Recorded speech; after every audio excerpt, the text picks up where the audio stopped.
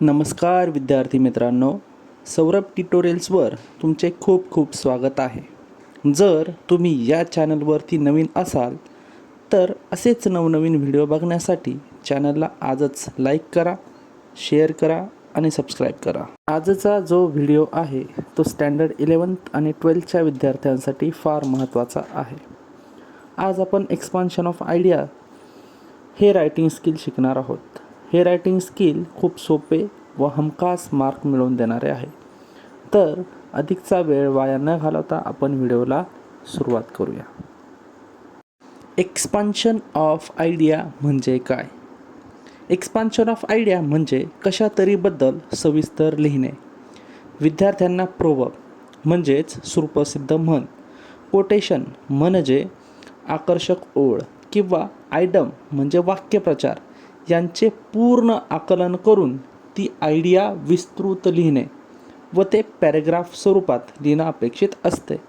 सर्वप्रथम expansion of आयडियाचा अर्थ समजावून ती लिहिणे आवश्यक आहे. एक्सपान्शन ऑफ आयडिया कसं लिहावं? एक्सपान्शन ऑफ आयडिया 3 पॅरेग्राफमध्ये लिहावयाचा असतो. जो तुम्हाला टॉपिक दिलेला असतो तेच त्याचे टायटल असते. इंट्रोडक्टरी पॅरेग्राफ हाच तुमचा फर्स्ट पॅरेग्राफ असेल. यात तुम्हाला रिलेटेड इन्फॉर्मेशन लिहायची असते. वाचकाला ती माहिती सहज कळावी अशा पद्धतीने लिहिणे ते अपेक्षित असते.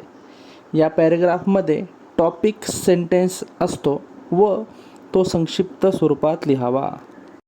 कोर कंटेंट म्हणजे तुमचा सेकंड पॅरेग्राफ. यात तुम्हाला टॉपिकची सेंट्रल आयडिया लिहायची असते. यात तुम्ही तुमचे अनुभव किंवा खरा प्रसंग लिहू शकतात. यामध्ये फ्लो मेंटेन करावा लागतो. याच पॅरेग्राफमध्ये डिस्कोर्स मार्कर्स वापरावे म्हणजे दुसरा पॅरेग्राफ. आता डिस्कोर्स मार्कर्स म्हणजे काय? डिस्कोर्स मार्कर्स हे कथेला लिंक करतात म्हणजे जोडण्यासाठी मदत करतात. आपण काय बोलतोय किंवा लिहितोय हे समजण्यासाठी ते मदत करतात आणि संभाषणात स्पष्टता आणण्याचं काम करतात. डिस्कोर्स मार्कर्सची काही उदाहरणे: anyway, nevertheless, therefore, on the other hand, however, in fact, I mean, etcetera. Concluding paragraph म्हणजे थर्ड पॅरेग्राफ. यामध्ये कंपोजिशन संपवायचं असतं व सिमिलर मिनिंगचा प्रोव्हर्ब यात आपल्याला वापरायचा असतो.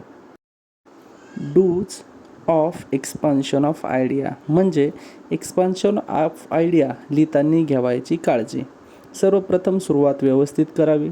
त्यानंतर युनिटी अँड क्लॅरिटी मेंटेन ठेवायला हवी.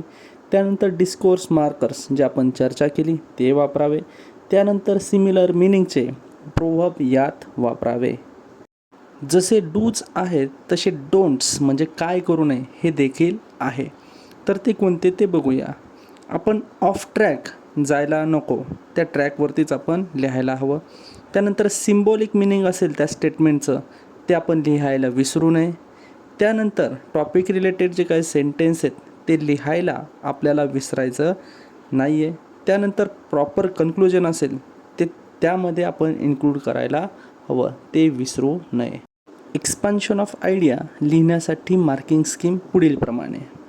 जर तुम्ही एक्सपान्शन ऑफ आयडिया व्यवस्थित लिहिलं तर त्यासाठी 2 मार्क. Proper इंट्रोडक्शनसाठी 1 mark. जर तुम्ही कन्क्लुजन व्यवस्थित लिहिलं तर 1 मार्क. टोटल असे 4 मार्क या एक्सपान्शन ऑफ आयडिया या रायटिंग स्किलसाठी असेल. व्हिडिओ आवडला असेल तर लाईक करा आणि आपल्या मित्रमैत्रिणींना नक्की शेअर करा. धन्यवाद.